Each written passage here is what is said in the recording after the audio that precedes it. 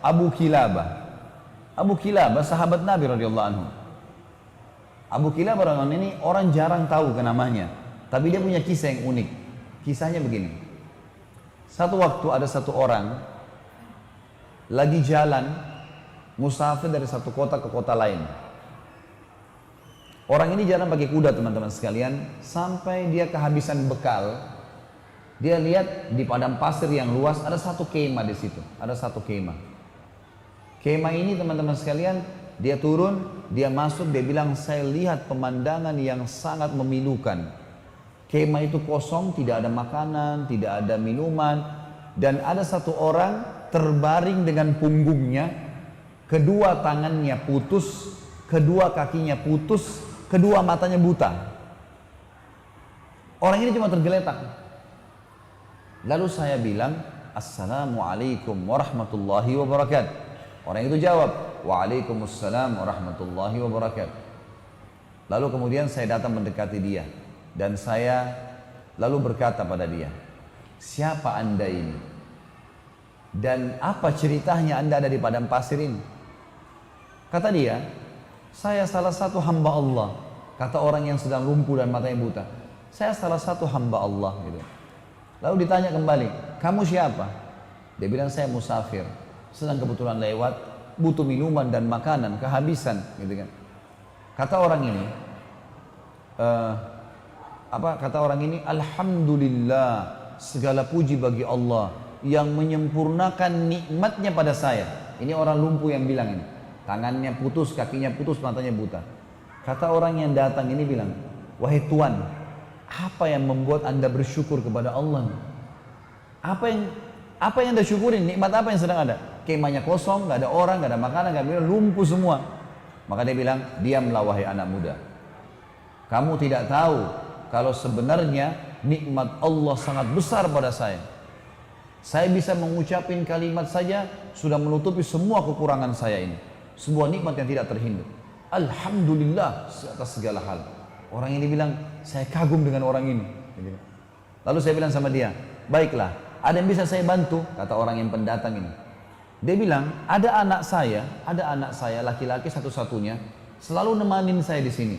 Dia merawat saya, dia memberikan minum, dia memberikan makan, dia merawat saya lah. Sekarang sudah 3 hari nggak balik-balik. Coba kamu cari di sekitar kemah ini. Siapa tahu ada. Dan memang perlu kamu tahu di padang pasir ini yang hidup cuma saya sama anak saya, nggak ada orang lain. Jadi kalau ada orang kamu lihat itu berarti anak saya. Kata dia, baiklah. Dia bilang, saya keluar. Nggak jauh dari kemah itu ada jenazah manusia yang lagi dikerumuni oleh singa. Lalu saya bilang, pasti ini anaknya, tapi sudah mati, lagi dicabit-cabitin dagingnya oleh singa. Lalu saya kembali, saya bingung gimana caranya menjelaskan kepada orang ini. Dia sendiri susah, hidupnya di padang pasir sendirian, lumpuh, dan anaknya dimakan singa. Lalu saya pun datang, lalu saya mengatakan, wahai saudaraku, kata orang ini, pendatang bilang sama orang yang lumpuh ini, wahai saudaraku, apakah anda mengetahui kisah Nabi Ayub? Kata orang itu, tentu saja. Apakah bisa anda ceritakan kepada saya sedikit tentang dia? Kata orang itu, Ayub alaihissalam, orang yang tidak bisa dinilai kesabarannya. Orang yang dicoba sama Allah 20 tahun dengan penyakit, 20 tahun dengan mati semua anaknya 12 laki-laki, 20 tahun dengan penyakit kusta, sehingga ditinggal oleh kaumnya. Hartanya semuanya habis, 20 tahun miskin. Kata orang ini, yang anda ucapkan benar. Dan saya berharap anda bisa menjadi bagian kecil dari Ayub. Karena anak anda, Ayub kan 12 orang laki-lakinya mati. Anda satu anak laki-laki anda ini sudah mati dimakan singa. Kata dia, saya mungkin berpikir orang ini akan menangis. Dia senyum. Lalu dia mengatakan, Alhamdulillah yang telah membuat anak saya mendahului saya ke surga. Kata orang itu, Alhamdulillah yang membuat anak saya, kata yang pendatang ini, kok bisa anda bilang begitu? Dia bilang, anak saya ini sangat bakti dengan saya. Menurut teori syariah, ya, kalau bahasa sekarang, kalau dia bilang, menurut pemahaman agama yang jelas, yang saya yakini, kalau anak soleh, dia sholat, dia jaga ibadahnya sama Allah, bakti dengan orang tuanya, masuk surga.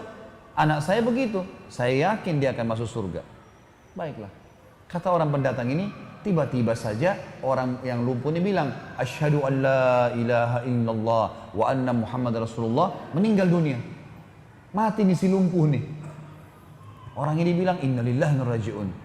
Saya kehabisan bekal, kehabisan makanan, temu lagi orang seperti ini dan mati. Apa yang harus saya lakukan nih? Gitu kan.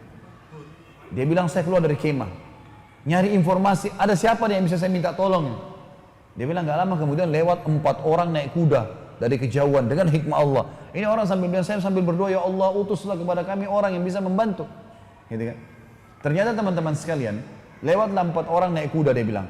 Penampilannya kayak orang-orang kerajaan, rapi, kudanya rapi gitu, dengan kecepatan tinggi. Saya pun teriak dari jauh, hai fulan, berhentilah. Ternyata dengan hikmah Allah mereka dengar saya. Mereka pun datang, lalu mereka bilang, ada apa dengan kamu? Kenapa kau minta tolong? Ada sesuatu?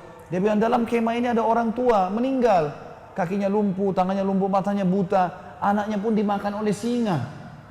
Kata mereka 4 orang ini, apa kamu bilang? Orang buta, orang lumpuh, mana dia? 4 orang ini seakan-akan memang tahu gitu, kenal. Turun dari kudanya, katanya ada dalam kemah, saya sudah tutup dengan kain, meninggal. Maka pada saat dibuka wajahnya, 4 orang ini teman-teman mencium-ciumi jenazahnya orang lumpuh ini, sambil menangis. Orang ini tambah tidak mengerti, kenapa kalian nangis? Siapa orang ini gitu? Kata 4 orang itu, kau nggak kenal siapa orang ini? Dia bilang tidak. Ini Abu Kilab al-Jurumi, ini sahabat Nabi. Satu-satunya sahabat Nabi yang masih hidup sekarang, ini orangnya. Dia sudah lama kami cari karena disuruh oleh raja untuk jadi hakim. Dia larikan diri karena tidak mau jadi hakim. Dia sampai tinggal di padang pasir. Dan ini orangnya, ini orang terkenal dengan kesolehannya, doanya mustajab. Gitu. Maka anak muda ini pun menangis sambil mengatakan, alhamdulillah yang telah mempertemukan saya dengan orang soleh ini, sehingga saya bisa melihat salah satu sahabat Nabi SAW, dan akhirnya saya bisa belajar dari dia. Tapi pelajaran kita teman-teman, bagaimana Abu Kilabah dengan kenal Tuhannya, tahu kalau cobaan dunia hanya di dunia. Kalau ada orang lahir di muka bumi teman-teman, sebagai orang beriman harus yakin ini ya. Lahir matanya buta, tangannya dua-dua putus, kakinya dua-dua putus pun, lumpuh total, lahir di muka bumi, ini hanya sifatnya duniawi. Pada saat dibangkitkan hari kiamat nanti, karena jasadnya akan dimakan oleh tanah, dibangkitkan hari kiamat, nggak ada lumpuh, nggak ada cacat, fisik baru. Kata Nabi SAW, semua manusia akan dibangkitkan pada hari kiamat, laki-lakinya seperti poster Adam, 60 siku ke langit, 27,5 meter, dan semua perempuan seperti ibunya Hawa, 40 siku ke langit, 17,5 meter.